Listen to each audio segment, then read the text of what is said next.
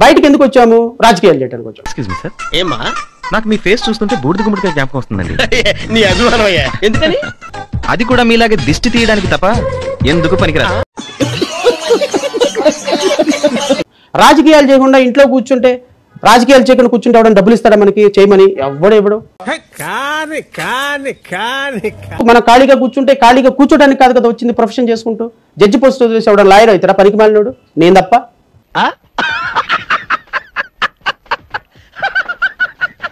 ఎవడప్పుడు కింద నుంచి పైకి వెళ్తారు కానీ పై నుంచి కిందకు వస్తారా?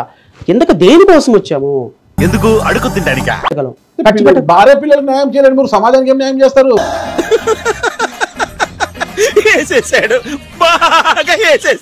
ఒక ఇల్లు భార్య పిల్లలు పెట్టిన తర్వాత సమాజానికి పెట్టాలా? వ్యవస్థ కోసం ఆలోచించే ఏ ఒక్కడి భార్య పిల్లలు సంతోషంగా ఉండరు. ఏంటండి మహానటన ఓవర్గా లేదు. అందుకనే మీలాగా సంతోషంగా ఉండాలి అంటే సమాజం గురించి ఆలోచించడం మానేయాలి. మేము అలా ఉండాలి అంటే మీరు ఇప్పుడు మమ్మల్ని వదిలేయాలి. ఆవిడ అన్నం పెట్టేటప్పుడు తిట్టని రోజు అంటూ లేదు నన్ను. ఆడికి అలాగే అవ్వలేరా? తిట్టని రోజు అంటూ ఒక రోజు ఉంది అంటే చాలా గొప్ప. ఏం తిడతారు?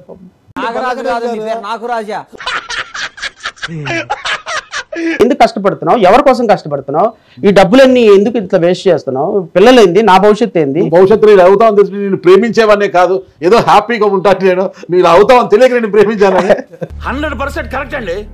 అసలు ఈ ఉద్యమం చాలా ఆలస్యంగా మొదలైంది. నేను జీవితకాలం ఇలా ఉండిపోయినా, అది కూడా నాకు నమ్మకం ఉంది. ఈ రాష్ట్రంలో అత్యున్నతమైనటువంటి పదవిలో జడా శ్రావణ్ కుమార్ ఒక రోజు ఉంటాడు అనే నమ్మకం నాకు. నువ్వు వేసే యాశాలకి చేసే పనులకైనా సంబంధం ఉందేంట్రా? అసలే సార్ మా అమ్మ కూడా అదే అంటది. ఏం పదవి నాకు అర్థం కావడం లేదు. డిప్యూటీ చీఫ్ మినిస్టర్ అనుకోండి. అయిపోయింది, బతికి అయిపోయింది. నీ కొత్త చెక్కేస్తారులే ఈ రోజు అంతా. డిప్యూటీ చీఫ్ మినిస్టర్ కితకితలు అన్ని మీవే అంతే. బిన్నే ఒప్పేసుకుంటావేంద్రా నువ్వు? నేను కాసేపు కూడా ఆనందపడేది ఇష్టం లేదా నీకు? కితకితలు పెట్టుకోలేక సరే, నేను నవ్వుకున్నా కితకితలు పెట్టుకున్నా, ఈ రాష్ట్రానికి ఒక ముఖ్యమంత్రి కావాలనేది నా కోరిక.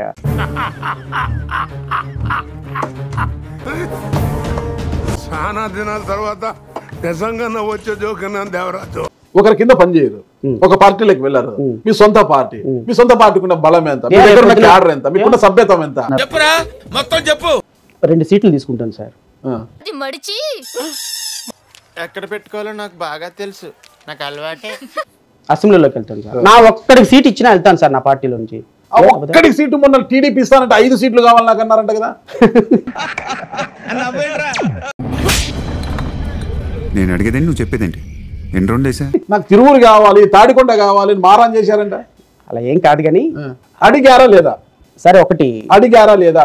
బలవంతం చేస్తావేంటి? తిరువురు ఖచ్చితంగా కావాలి. తిరువురు మిమ్మల్ని కాదని కొలకపూడి శ్రీనివాస్ గారిని పంపించారు. మీకు రగిలిపోయింది, ఎక్కడో తెలియని జ్వాల మీలోకి వచ్చేసింది. అంటే తేడా ఏముంది అన్నానండి.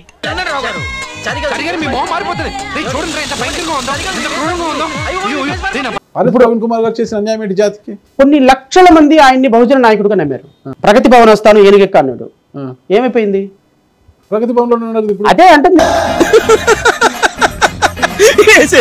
ప్రగతి భవన్ లో ఉన్నాడు. ఒకే భవన్ లో సింహాసనం మీద రాజుగా ఉండొచ్చు, బాత్రూమ్ దగ్గర స్వీపర్ గా ఉండొచ్చు, అక్కడే ఉంటారు. ఇప్పుడు ప్రగతి భవన్ కాదు, అది ప్రజాభవన్. ఏదో కాంగ్రెస్ వచ్చింది.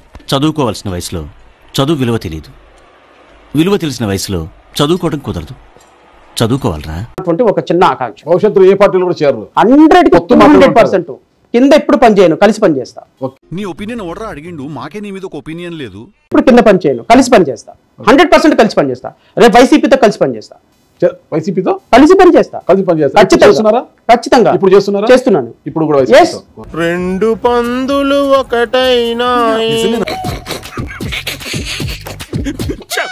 ఇప్పుడు లైట్ వెలుగుతుంది కదా, ఈ లైట్ ఆఫ్ చేసామనుకోండి దానికి పవర్ ఉంటుంది, కానీ లైట్ వెలిగితేనే పవర్ ఉన్నట్టు. లోపల చేపెడితే షాక్ కొడుతుంది.